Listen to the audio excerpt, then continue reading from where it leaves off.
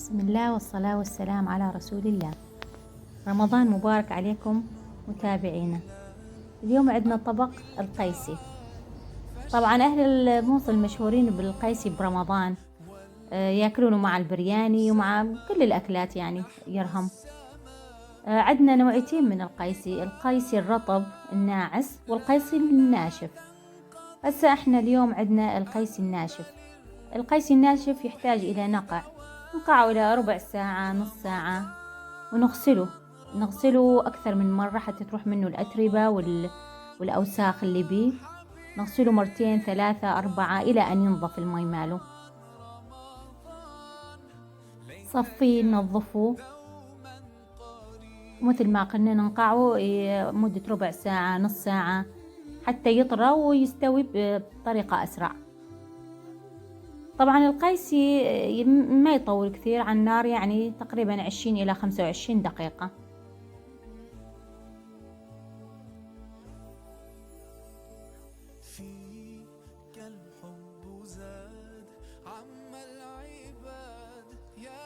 طبعا مثل ما شفتم غسلنا أكثر من مرة، خليناه على النار مثل ما قلنا ما يطول كثير، من 20 إلى 25، يعني أكثر شيء نص ساعة. طبعا احنا بالموصل عندنا يحبون معاه الجوز، نضيف له الجوز ونضيف الهيل ونضيف الشكر. طبعا الشكر حسب الرغبة، اللي يحبه حلو كثير يضيف يعني أكثر. هسه احنا اليوم عندنا هذا القيسي، نضيف له كاسة شكر، نضيف له حبات من الهيل، نضيف هاي كاسة الشكر ونقلبه طبعا إلى أن تتجانس معه وذوب الشكر ويصير القيسي ثخين، يعني المرقة ماله تصير ثخينة. نقلبه إلى أن يتجانس الشكر معه.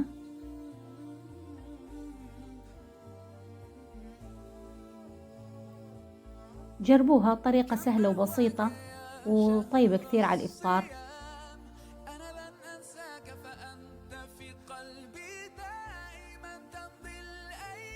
قلبوا إلى أن يتجانس مع الخليط كله. هسه مثل ما تشوفون الحباية مالته نعست وثخنت، ثخن المرق ماله، استوت الحباية تقريبا. من بعد ما يستوي القيسي نطفي عليه النار.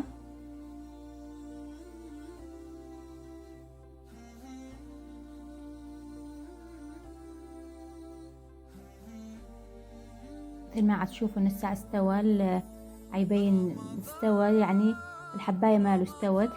نضيف آخر شيء الجوز، نطفي عليه ونضيف الجوز. وألف صحة وعافية. اشتركوا بالقناة وادعمونا بتعليقاتكم الحلوة واعطونا آراءكم. طبعا هذا من المطبخ المصلاوي، كل أهل الموصل يعملوه، يعني أكلة مصلاوية قديمة. إن شاء الله ألف صحة وعافية.